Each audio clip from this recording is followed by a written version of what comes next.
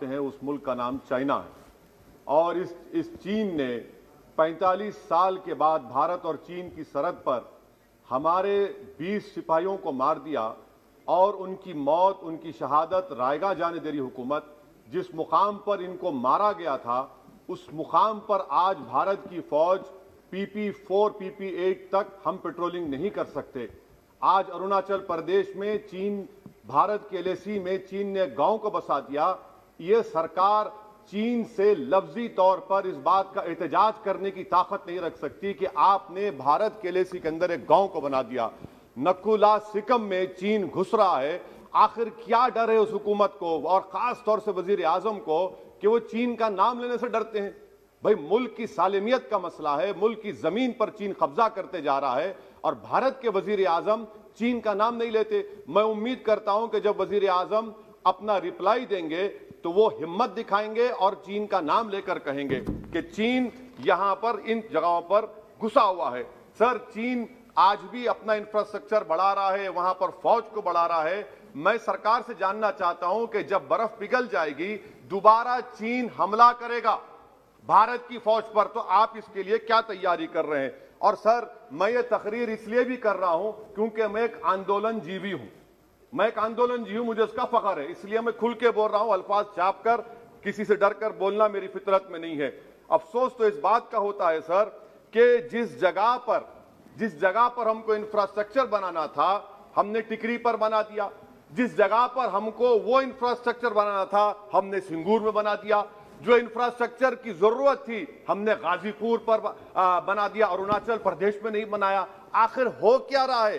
क्या किसान से जो बर्ताव किया जा रहा है वो ऐसा लग रहा है कि वो चीन की फौज बनी हुई है और जो चीन की फौज से बर्ताव किया जाना था आप किसानों से कर रहे हैं? तो मैं इस हुकूमत से जानना चाहता हूं कि इंफ्रास्ट्रक्चर और ये किसानों से क्यों जुल्म किया जा रहा है? सर, यहां पर ये तीनों कानून को लेना पड़ेगा वापिस, आपको आपकी अना को थोड़ा मिटाना पड़ेगा और तीनों कानून को वापस लेना पड़ेगा। सर, यहां पर मेरे को साहिर लुधियानवी का एक शेर याद आ रहा है। मैं साहिर लुधियानवी के साथ माजरत के साथ उस शेर में तरमीम करके कहना चाहूंगा कि जो मौजूदा हालात पर के साहिर लुधियानवी का शेर को थोड़ा तब्दील करके कि चीन पर करम, किसानों पर सितम, रहने दे थोड़ा सा भरम, ऐ जाने वफा ये जुल्म ना कर।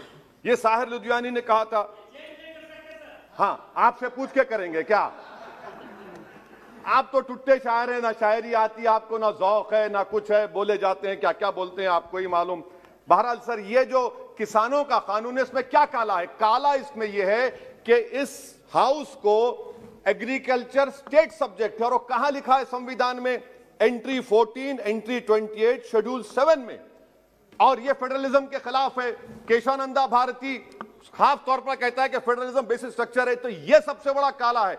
और सर, ये पूरा किसानों के इरिटेशन से क्या बात मालूम हुई कि सरकार को इस लोकसभा की अजमत, इसकी खूबसूरती की कोई इनके पास हैसियत नहीं है। सरकार इस ऐवान से डरती नहीं है। सरकार किससे डरती है? जब लोग रोड पर निकल कर आते हैं तो मोदी जी की नींद हराम हो जाती है। तो वही आप पैगाम दे रहे हैं कि लोग रोड पर निकले तो सरकार कहती है कि हम 1.5 साल तक कानून को मुलतवी कर देंगे। अरे आप कैसा बोलते? क्या इस ऐवान की तौहीन नहीं है कि आप यहां पर कानून अपनी ताकत की बुनियाद पर बनाते हैं और इस लोकसभा की अजमत को निस्तनाबूद कर देते हैं? तो ये बात आपने पैगाम दी कि जब लोग रोड पर निकल कर आते आप डरते हैं। आप बनाओ CAA के रूल्स, इंशाअल्लाह हम दोबारा रोड पे निकलेंगे, पूरे भारत में उसके खिलाफ एहतजाज होगा। सर, तीसरी बात, सबका साथ, सबका विकास, सबका विश्वास, ये भी झूठ है। क्यों झूठ है? बाबरी मस्जिद के डेमोलिशन का केस आता है, जजमेंट आता है और केस में कहा जाता है कि किसी ने नहीं तोड़ा। अगर सरकार उस जजमेंट के खिलाफ अपील क्यों नहीं करती? एक क्रिमिनल एक्ट सुप्रीम कोर्ट ने कहा डेमोलिशन ऑफ बाबरी मस्जिद को, आप हुकूमत में हैं, आप अपील इसलिए नहीं कर रहे क्योंकि आप अपने लोगों को पैगाम देना चाहते हैं। क्या पैगाम देना चाहते हैं? कि बेटा काशी मथुरा में भी तोड़ दो, हम तुम्हारे साथ हैं।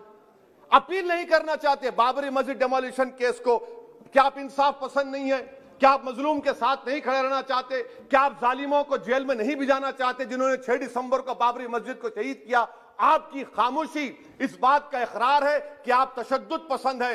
आप जबर के नाम पर, आपके पास कानून की बालादस्ती का कोई रोल नहीं है। सर, चौथा पॉइंट, आंदोलनजीवी पैरासाइट। सर, जमहूरियत की बका के लिए, संविधान की बका के लिए आंदोलन करना जरूरी है, और वजीर आजम या कोई बरसर इख्तिदार जमात के लोग अगर आंदोलनजीवी पैरासाइट का लफ्ज इस्तेमाल करेंगे तो मैं याद दिलाना चाहता हूं सर आपके जरिए से इस हुकूमत को कि हिटलर ने जर्मनी में यहूदियों के खिलाफ इनको कॉकरोचेस का, टर्माइट्स का, उसके बाद 20 मिलियन, आप देखते हैं कि 2 मिलियन से ज्यादा यहूदियों को गैस के चैम्बर में डाला गया।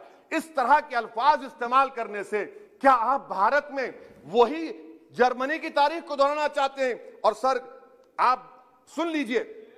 जी सर, थोड़ा बहुत क्या सर बोलते समय में। हाँ सर, जी सर, आप आगे ना सर, आप प्रोटेक्शन है मुझे, अब तो कोई फिक्र की बात नहीं, और खुल के बोल सकते सर, आप आगे सर, स्पीकर आ गए सर, अब तो क्या है सर, आप हमारे लिए हैं सर।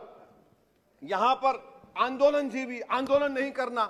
अरे किसी शायर ने अच्छा कहा था कि जिसमें ना हो इनकलाब, मौत है वो जिंदगी, रूह है वम की हयात, कश्मकश है इनकलाब। सर अब फॉरेन पॉलिसी पे आ जाइए। किसी इना मीना डीका ने ट्वीट किया, आपने परेशान हो गए।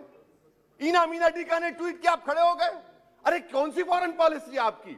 भारत के अतराफ में जितने पड़ोसी हैं, चीन हमला किया, कौन सा एक पड़ोसी है जो चीन के खिलाफ बोलता है? बताइए। कोई नहीं बोलता, मुंह नहीं खोलता। श्रीलंका में आप पोर्ट बना रहे हैं, किसके साथ? जापान के साथ। किसको काम मिल रहा था? आपके नूरे नजर को, आपके नूरे नजर को, आपके चहीते नूरे नजर को। श्रीलंका ने कहा हम भारत को नहीं बनाने देंगे टर्मिनल पोर्ट यहां पर। आप बताइए फॉरेन पॉलिसी। सर नेपाल का वजीर आजम कहता है कि भारत से ताल्लुकात उस वक्त तक बहाल नहीं होंगे जब तक कि भारत नेपाल की जमीन वापस नहीं करता। कहां सो रहे हैं सर आप? पड़ोस में कोई हमारा दोस्त नहीं है। चीन बांग्लादेश से कोविड की बात करता है, अफगानिस्तान से अमेरिका छोड़कर जा रहा है। क्या आपके पास कोई पॉलिसी है गनी हुकूमत को सपोर्ट करने की? आपके पास कोई पॉलिसी नहीं है। अच्छा सर, एफडीआई का मतलब अब समझाता हूं मैं।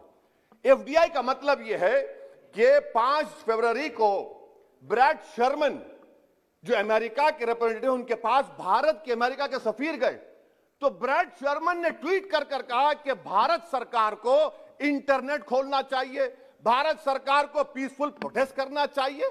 कौन होता है ब्रैड शर्मन जो भारत को सिखाए?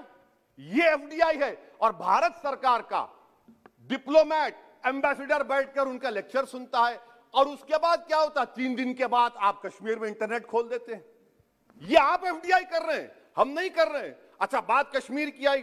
कौन है इम्तियाज, कौन है अबरार, कौन है इब्रार? इनको शोपियान में एनकाउंटर पर मार दिया गया, प्रूव हो गया।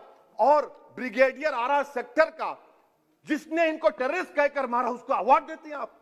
सर, इन मरने वाले कश्मीरियों के लिए कौन रोएगा? क्या वजीर आजम रोएंगे? क्या वजीर आजम रोएंगे? क्या कोई रोएगा?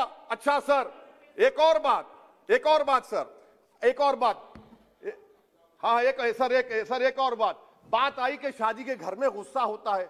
अरे कौन सी शादी की बारात है कि 18 लाख करोड़ टैक्स मिलता है और 36 लाख करोड़ ये सरकार खर्चती है? क्या शादी कर रहे हैं आप? वाह वाह, माने वाकई में आपकी इकोनॉमिक पॉलिसी को सलाम कि 18 लाख करोड़ टैक्स में मिलते हैं, 36 लाख आप लोग शादी में खर्चते हैं। मुबारक हो आपको, बड़ी शानदार घर है ये शादी का। अच्छा सर, दिल्ली का लॉ एंड ऑर्डर, 1 साल में 3 बड़े दंगे हो गए। एडवोकेट्स पुलिस, उसके बाद CAA का राइट हुए 50 से ज्यादा, उसमें लोग मारे गए। 20 से ज्यादा मसाजिद को नुकसान जला दिया गया। 26 जनवरी। सर क्या ये सरकार जिम्मेदार नहीं है? 2 मिनट सर, क्या ये सरकार जिम्मेदार नहीं है? आपकी सरकार है, आपका होम मिनिस्टर, आप रोक नहीं पा रहे। आपकी कमजोरी और आपकी नादानी की वजह से, आप में दूरअंदेशी नहीं है, आप उसको अलाउ कर रहे हैं। और फैजान के कातिल कौन है? क्यों नहीं पकड़ा फैजान के कातिल को आपने अब तक? जिन बच्चों को रोड पर मारा जा रहा था, जनगण मन बोला जा रहा था, एक तरफ तब तक नहीं पकड़े आप। अच्छा सर, आखिर में मैं आपको बात याद दिलाना चाहता हूं कि इसमें एस्पिरेशनल डिस्ट्रिक्ट्स 11 में से 20 बैकवर्ड डिस्ट्रिक्ट्स नीति आयोग के सीमांचल मुस्लिम डोमिनेटेड है सर। सीमांचल में कटिहार, पूर्णिया, अररिया है। सर पूर्णिया का एयरपोर्ट, सिविल टर्मिनल का काम क्यों नहीं होता सर? अब आ जाइए सर माइनॉरिटीज पर। 3 स्कॉलरशिप स्कीम है, मैं पुकार रहा हूं, मुतालिबा कर रहा हूं कि डिमांड ड्रिवन करो। सरकार ने 2020-21 में 3 स्कॉलरशिप के लिए 2265 करोड़ का ऐलान किया। कितने पैसे आपने दिए? सबका साथ, सबका विकास, सबका विश्वास, 436 करोड़ रुपए। किसको झूठ बना रहे हैं आप? पढ़िए आप लोग। अच्छा सर, उसके बाद आप देखिए कि कितने लोगों को कितने माइनॉरिटी स्कॉलरशिप नहीं मिली। 42,36,000 माइनॉरिटी स्कॉलरशिप नहीं मिली। और सबसे ज्यादा इलिटरेसी मुसलमानों की है, लेडीज की है। आप बोलते नहीं है। इसीलिए सर मैं आखिर में आपके जरिए से हुकूमत से अपील कर रहा हूं कि आंदोलन होगा, नाइंसाफी के खिलाफ आवाज उठेगी, संविधान को बचाया जाएगा। नरेंद्र मोदी भारत के वजीर आजम है। दिल्ली सल्तनत के बादशाह या जहांपना नहीं है। जिल्ले-लाही का दौर खत्म हो चुका है, जहांपना का दौर खत्म हो चुका है। मोदी की आंखों में आंखें डालकर उनकी गलतियों को बोला जाएगा। इसलिए शायर ने कहा था कि जो चुप रहेगी ज़बान खंजर, लहू पुकारेगा आस्ती का। बहुत बहुत शुक्रिया सर। श्री सी थॉमस जी।